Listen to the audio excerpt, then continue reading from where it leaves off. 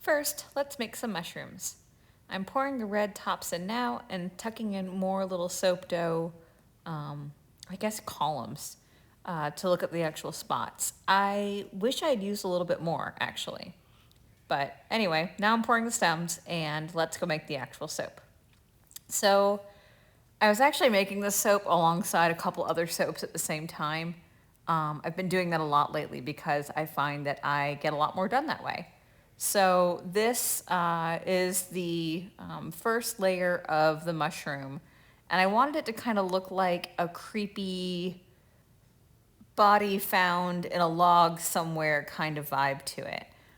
So I poured a little bit of the brown in, and then I'm getting the soap dough rib cage. And I don't really show that to you guys because I'm more worried about getting it in before the soap sets up much more.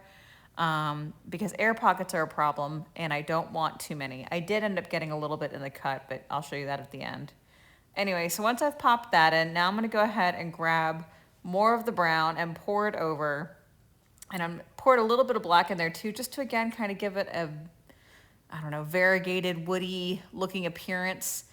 This wasn't as successful as I was hoping, but that's okay. This starts to slip a little bit. I don't want it slipping too far, so I'm gonna fix it. So I grabbed my correctly sized tweezers and kind of picked it back up again, and I'm squishing it around to make sure I minimize the opportunity for bubbles because that's not what I want in the design. So once it's fixed, I'm gonna go ahead and pour a little bit more over, and it moves again, and you'll see me kind of fuss with it a little bit to try to keep it where I want it, because I want this rib cage to be under and not too sideways because it'll screw up what I actually wanted it to look like. So I'm gonna fix it and then we're gonna go on to the next part.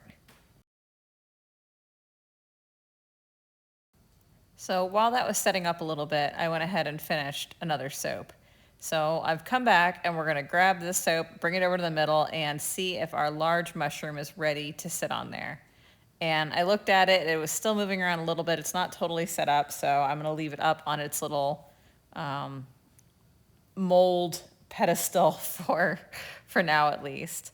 The trick with some design like that, especially when you're making like 3 or 4 different soaps at once, I was literally making 4 soaps at the same time, is that you need to be aware of the design you're making and the strengths and weaknesses. And in this case, the weakness is that I did not wait for this to really set up terribly much because I didn't want it to get too solid that I couldn't pour it around the smaller little embeds that I used. So it gets a little tricky when I try to add the larger mushroom because it sinks right down in. And you're gonna see me fight with it a little bit to try to put it the way I want it to go. And I was mostly successful in this. Anyway, so I'm just fixing up the sides, trying to kind of round out what I've already made in there, making kind of a little house for my mushroom. And we'll get that mushroom on in just a second.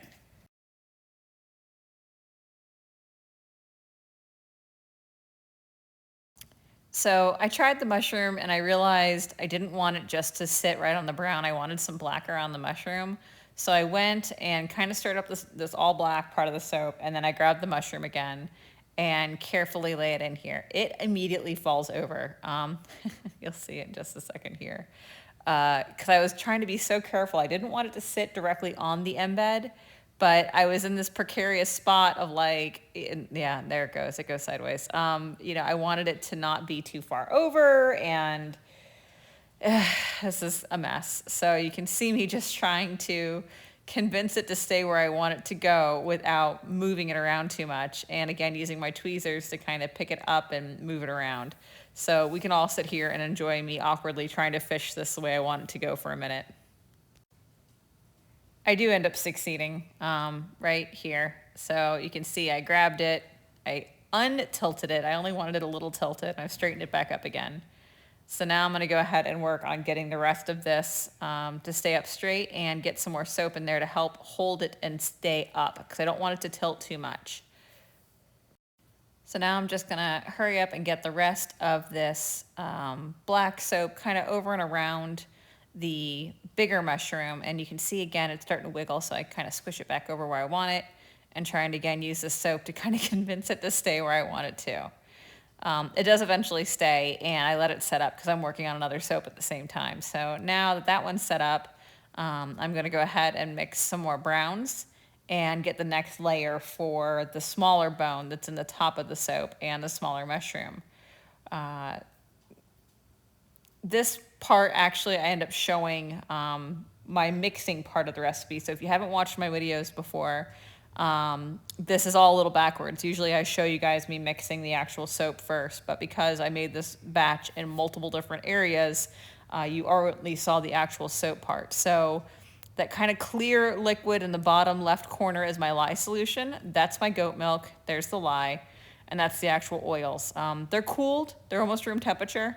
I use a blend of oils, butters, and fats, and my lye solution has sodium lactate, raw silk, and powdered sugar in it, which just helps with adding some bubbles to it. The sodium lactate helps harden the soap, and the silk is just for feel at the end. This is my goat's milk. It's raw goat's milk. We have too many goats, and I milk the goats, and I use the milk in my soap, which I think gives the soap a really nice lather and a really nice feel, and many of you seem to feel the same way. I'm just blending this soap to emulsion. Emulsion is just the word for the fats and the lye have now completely come together. They're not solidifying yet, they're not turning into hard soap, but they are all blended together. That happens pretty quick with my recipe, so it just needs a little bit of time with the stick blender. None of this is sped up, this is all in real time. And then once that's done, I'm gonna go ahead and split off the colors.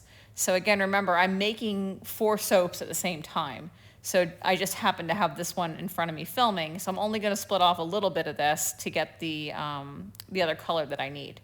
And I'm sorry that my camera keeps kind of shifting. I hit my stand, and apparently I've loosened one of the bolts on it, and I need my husband, Mr. Cheeky, to come and fix that.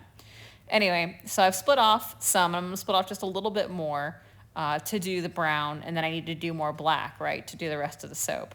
So I'm gonna go ahead and grab my cup, and that's what I'm gonna use for the top of the log.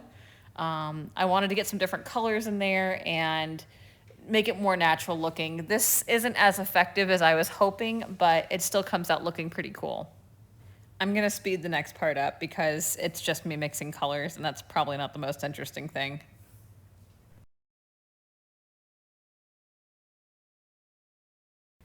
All right, so now I'm gonna add just a trace of that brown again. Again, I'm trying to add some dimension because it's in a log underground, right? And I'm just gonna pour a little bit over here to start filling in that space where I'm gonna lay my other little bone. I probably should make more detailed bone discs. This one was from Lisa of I Dream in Soap.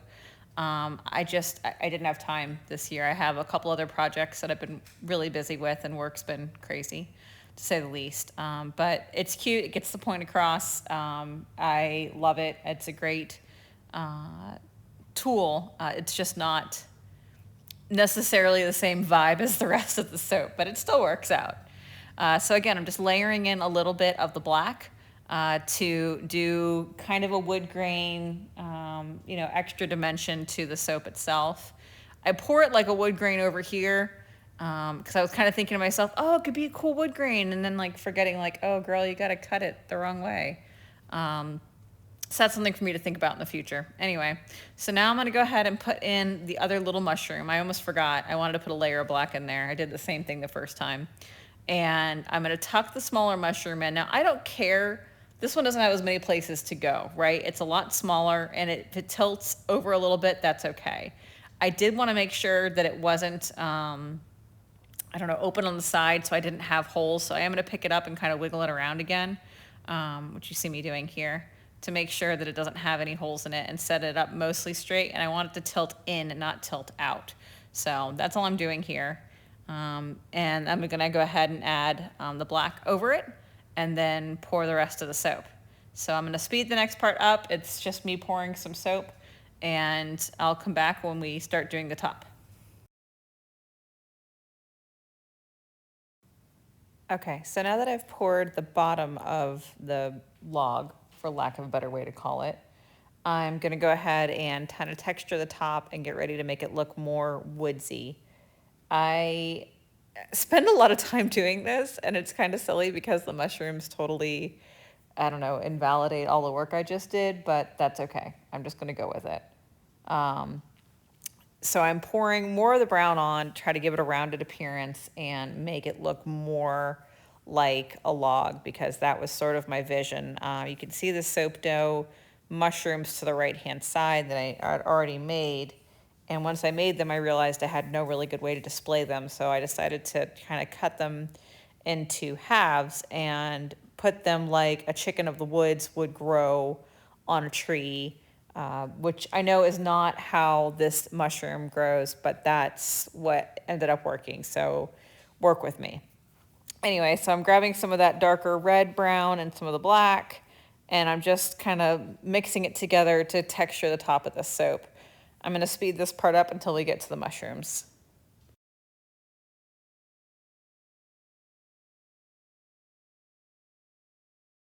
Okay, it's finally mushroom time. So I'm gonna grab these, and you can see the pretty texture under them. And I'm gonna just kind of cut them in half. I'm not really paying much attention to where I'm cutting or how I'm cutting. I just want them to be cut so I can put them in the soap and they can pop out and look interesting. Um, I made two different sizes. I made these kind of larger ones and I made smaller ones. The red is from Sorcery Soap. This is her Trial by Fire colored from Nurture Soap. And the white is actually my own recipe. I wanted to use hers because for the red, because it was the part that was showing and that was the most important part to me. So it's gonna take a second. I'm gonna go ahead and speed this up and turn on a little bit of music and go ahead and get all these guys in. I'm just trying to carefully layer them so each bar will have a couple pieces and look interesting. So let's go ahead and have some music.